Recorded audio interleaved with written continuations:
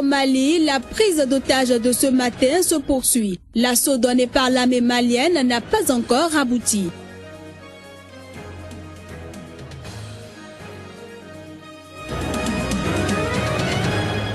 Au Burkina Faso, un responsable de la rébellion Touareg au Mali a été écroué à Ouagadougou pour son implication présumée dans le putsch manqué du 17 septembre.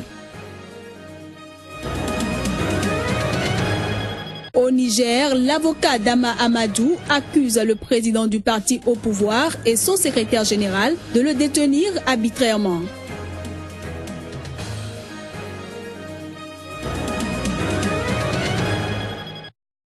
Mesdames, Messieurs, bonsoir et bienvenue à cette nouvelle session de l'information. Au Mali, on dénombre au moins 3 morts dans un assaut donné vendredi par les forces spéciales maliennes à l'hôtel Radisson Blu de Bamako, théâtre d'une prise d'otages massive. Des quelques 170 personnes présentes, dont de nombreux étrangers, seuls 80 ont été libérés pour l'instant. Voici le reportage. Les forces spéciales maliennes ont donné vendredi l'assaut à l'hôtel Radisson Blu de Bamako, théâtre d'une prise d'otages massive pendant laquelle au moins 3 personnes ont été tuées, libérant près de la moitié des quelques 170 personnes présentes, dont de nombreux étrangers. Selon le ministère de la Sécurité, les assaillants sont au nombre de 2 ou 3, des témoins évoquant quant à eux une dizaine d'assaillants armés. À la mi-journée, la télévision publique malienne a annoncé qu'environ 80 otages avaient été libérés. Le président français François Hollande a appelé vendredi les Français se trouvant dans des pays sensibles à prendre leurs précautions et une quarantaine de membres du groupe d'intervention de la gendarmerie nationale sont partis pour le Mali. L'attaque du Radisson, hôtel apprécié par la clientèle internationale, vers 7h GMT, survient une semaine exactement après les attaques meurtrières revendiquées par le groupe État islamique qui ont fait 129 morts à Paris. Le président Ibrahim Boubacar Keïta, qui se trouvait à N'Djamena au Tchad pour un sommet d'un groupe de pays du Sahel, a écourté son séjour pour rentrer à Bamako. Cette attaque rappelle la prise d'otage du 7 août contre un hôtel à Sévaré au centre du Mali qui avait fait au total 13 morts, dont 4 parmi le personnel d'une société sous-traitante de la MINUSMA et 4 assaillants. Le 7 mars, le premier attentat anti-occidental meurtrier à Bamako, visant un bar-restaurant, avait coûté la vie à 5 personnes, dont un Français et un Belge. Dans un enregistrement remontant à octobre et récemment authentifié, le chef du groupe djihadiste Ansar-Dine, allié d'Al-Qaïda au Maghreb islamique, Riyad Ag-Ghali, appelait à poursuivre la lutte contre la France. On retrouve sur place notre correspondante Alima Ben Touré pour le point de la situation actuelle.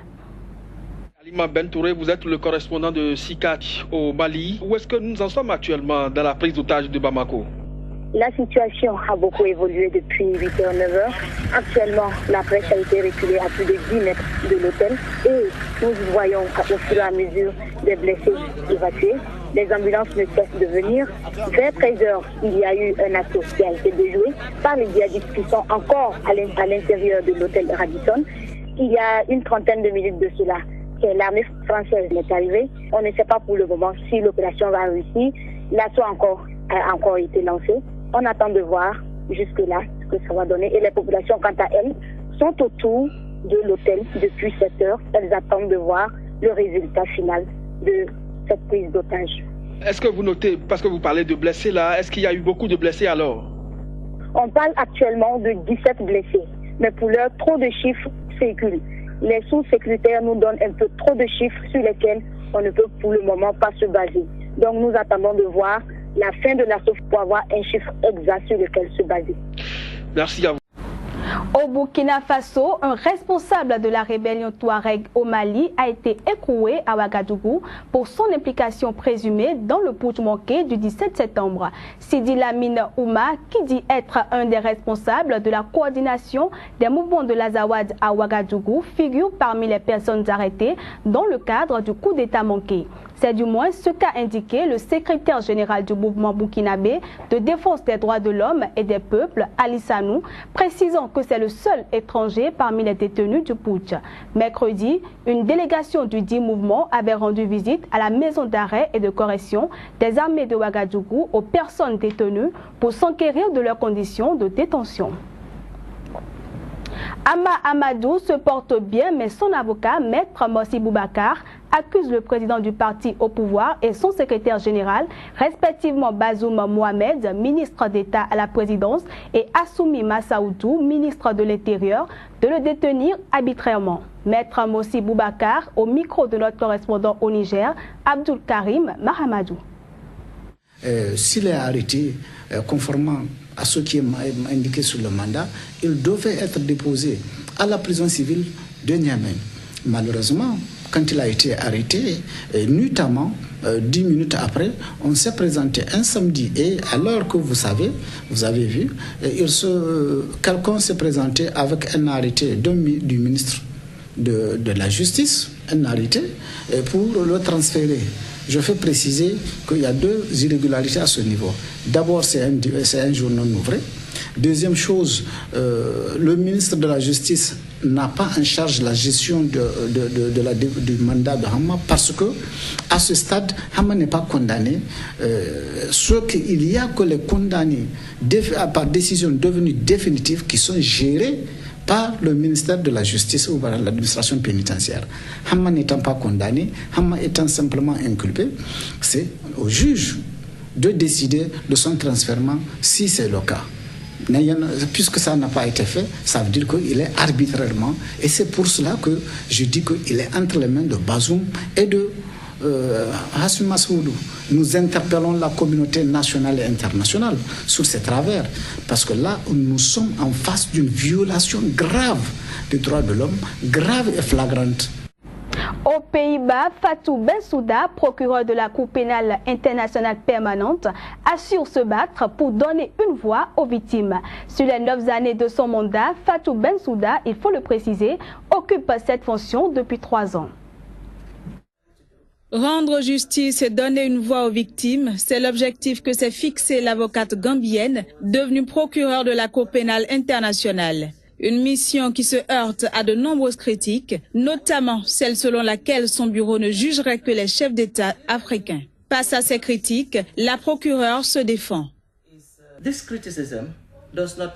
Cette critique ne correspond pas à la réalité et c'est cela qui est important. Cette critique est au final très vague parce que, certes, je ne vais pas le contredire, toutes nos affaires en procès sont africaines et toutes les personnes sur le banc des accusés viennent d'Afrique. Mais je dis toujours, prenons un pas de recul et demandons-nous comment ils sont arrivés là. L'Afrique a amené ses affaires devant la Cour pénale internationale. Hormis le Kenya, le Soudan et la Libye, toutes les affaires ont été ouvertes à la demande d'États africains qui sont venus demander à la Cour pénale internationale d'intervenir. La Cour pénale internationale a ouvert cette année des examens préliminaires en Ukraine et en Palestine. Elle a été créée en 2003. Depuis lors, plus de 30 personnes ont été soupçonnées de crimes. Mais la Cour n'a à son actif que 2 cas de condamnation et un acquittement. Au Kenya, dans le comté d'Homa Bay qui borde le lac Victoria à l'ouest du pays, le sida reste une préoccupation majeure et la population compte sur la visite du pape pour sensibiliser à l'usage du préservatif. Images et son. Comme il est devenu par rapport à l'homosexualité, il en parle par rapport au VIH et les préservatifs en Afrique et surtout au Kenya, et quand il va en Ouganda, c'est encore pire. I'm not refusing the Catholic role. They have to abstain, they have to be faithful. Je ne suis pas contre le rôle catholique. Ils doivent s'abstenir, ils doivent être fidèles. C'est vrai, pour ceux qui vont écouter, comprendre et suivre ces directives. Mais je ne pense pas que 100% vont vous écouter et vous suivre. Il y a ceux qui ne vous écoutent pas et ceux-là doivent pouvoir avoir d'autres solutions. C'est là que l'aspect médical entre en jeu, avec les préservatifs et tout le reste. Lancement jeudi à Cotonou de la 2e édition des trophées Askey. Les passionnés de la beauté africaine à travers la peau noire, les cheveux crépus et le leadership féminin se retrouvent dans ce cadre pour 3 jours de sensibilisation sur les bonnes pratiques pour retourner au naturel. Reportage. L'Afrique regorge de valeurs diverses de par ses ressources naturelles, mais aussi et surtout ses braves filles et fils. Des valeurs qui souvent ne se révèlent pas au grand jour, faute d'initiatives de reconnaissance. C'est ce manque que vient combler les trophées Aské. Mais la particularité du présent événement est de mettre en relief, entre autres, les talents de la femme africaine. La peau noire, caractérisant l'africaine, sera également défendue à l'occasion. Ma motivation, c'est surtout de parler aux femmes qui ne sont pas satisfaites de leur peau. La peau noire est belle, la beauté c'est un tout. C'est toute une personnalité. Une femme belle, c'est d'abord une femme intelligente. Une femme qui sait créer, qui sait se valoriser par son travail d'abord. Parce que c'est pas votre travail aujourd'hui qu'on vous remarque, hein, et que votre beauté se pérennise. Parlant justement de la lutte contre la dépigmentation, un regard accusateur est souvent lancé aux pharmaciens qui fournissent les produits y concourant. Les professionnels de la pharmacie réfléchissent de plus en plus à un accompagnement des femmes à la recherche d'une peau lumineuse. Cette lutte rentre vraiment dans notre champ d'action, nous les professionnels de la santé, parce que c'est devenu un problème de santé publique. Aujourd'hui, nous avons un épidémiologue qui essaye de trouver des solutions pour pouvoir accompagner les femmes qui veulent sortir de ce cycle infernal, parce que c'est comme la drogue. Plusieurs partenaires dont Benalogis ont compris l'importance de la lutte contre la dépigmentation. La deuxième édition des trophées Aské n'omet pas non plus de mettre sur orbite la qualité et la splendeur des cheveux crépus. Il est là question de faire un appel à un retour au naturel. C'est l'histoire des cheveux avec Lorénor que je lance dans le African Nappy Hair Event. Et cet atelier va parler de nos cheveux. Le cheveu que l'Africaine ne connaît plus, a perdu, n'a plus de repères, qui se mélange parce qu'aujourd'hui elle a envie de devenir naturelle. Mais dans l'histoire du nappy, c'était une insulte. Être nappy était une honte. Aujourd'hui, c'est devenu un concept. Donc nous allons essayer de faire l'historique de la coiffure, des cheveux et de la beauté de la femme africaine dans l'événement Nappy African Events. Sous le parrainage, entre autres, de Sébastien Germain à Diavon, cet événement de reconnaissance primera de vaillantes femmes de divers horizons. La remise de prix s'effectuera le 21 novembre à Cotonou. Ainsi se referme cette édition que nous